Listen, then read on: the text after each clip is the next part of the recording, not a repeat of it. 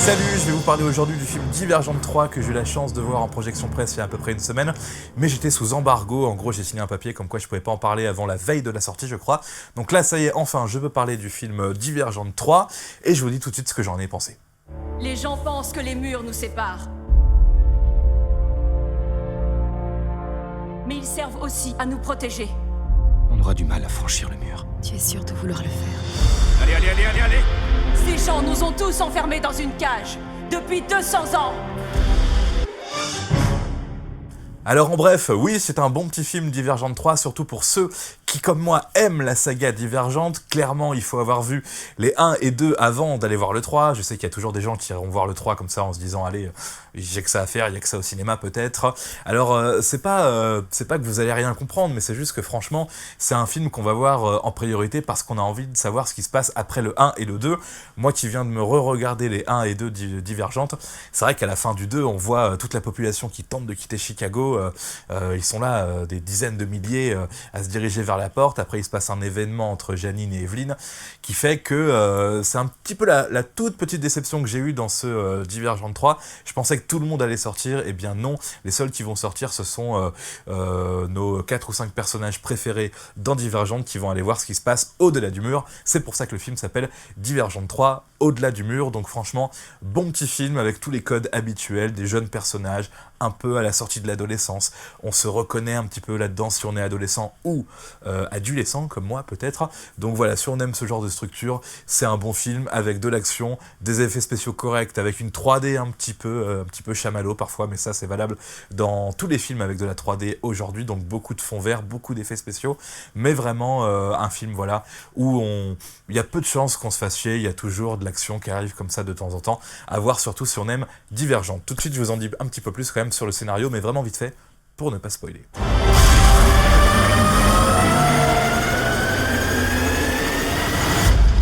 Ne vous inquiétez pas, vous ne risquez rien.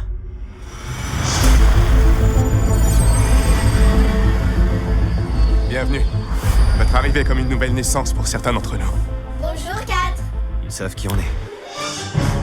Donc le scénario de ce Divergente 3 au-delà du mur, et bien voilà, tout simplement. On a notre petit lot de personnage qui veut aller voir ce qu'il y a au-delà du mur, mais là...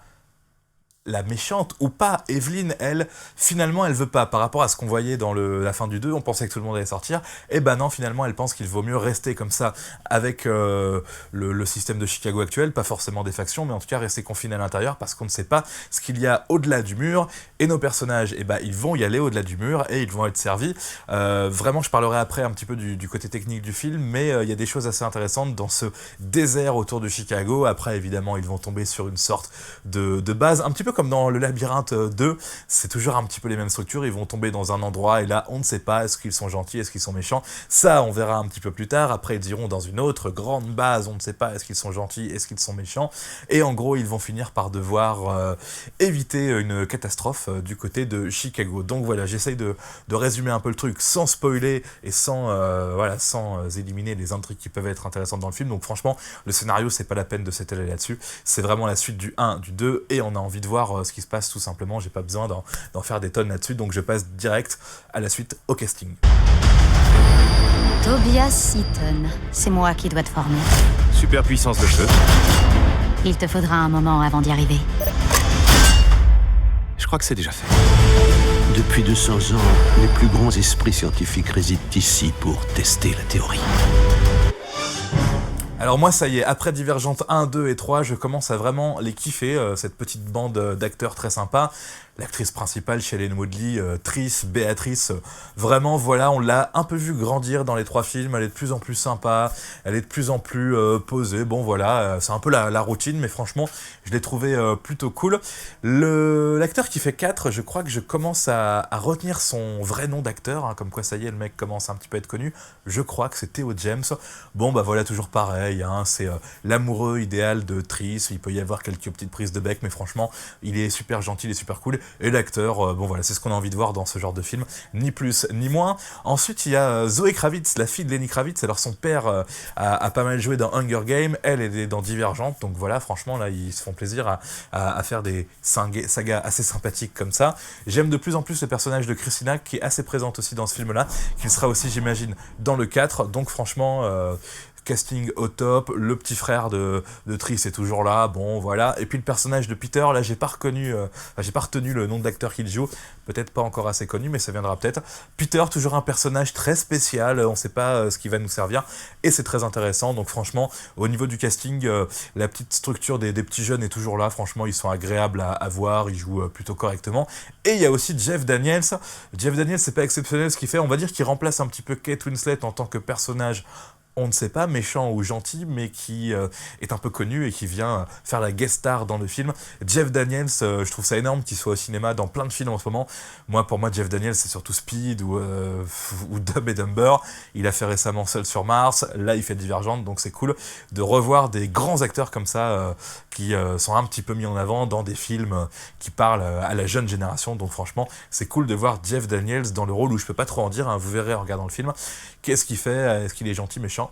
Non, je ne dis rien. Allez, je passe tout de suite à la réalisation. Si on pouvait sauver les gens d'un environnement toxique, les envoyer en lieu sûr, comme à Chicago, ils guériraient peut-être.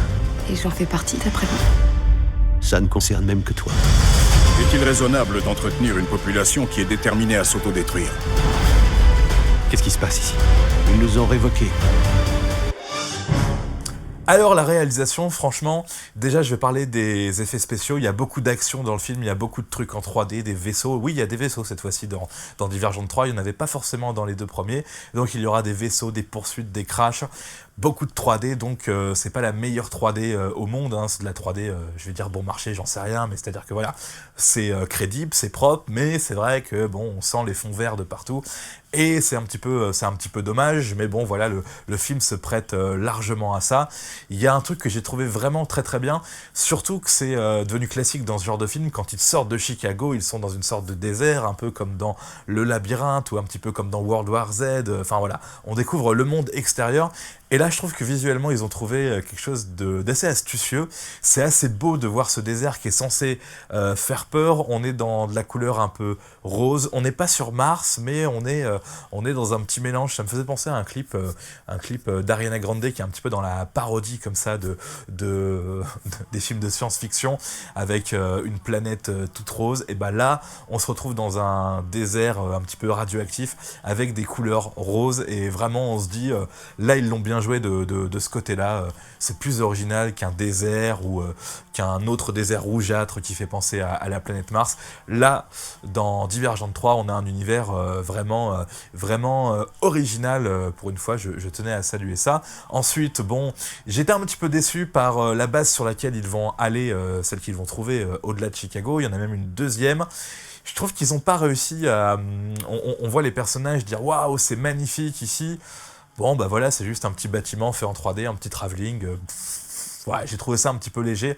J'aurais vraiment aimé voir au-delà de Chicago un monde extrêmement futuriste et qui me rende un peu dingue. Après, on verra que Jeff Daniels, il a une sorte d'appartement terrasse, comme on dit dans le film, qui est vachement beau et tout, mais bon, honnêtement, voilà, je trouve que le côté un petit peu futuriste de cette station qui les accueille dans le film est un petit peu raté. J'imagine que la description dans le bouquin, elle devait en donner beaucoup plus, et la mise en image est peut-être un petit peu ratée de ce côté-là, mais bon, ça c'est vraiment un détail.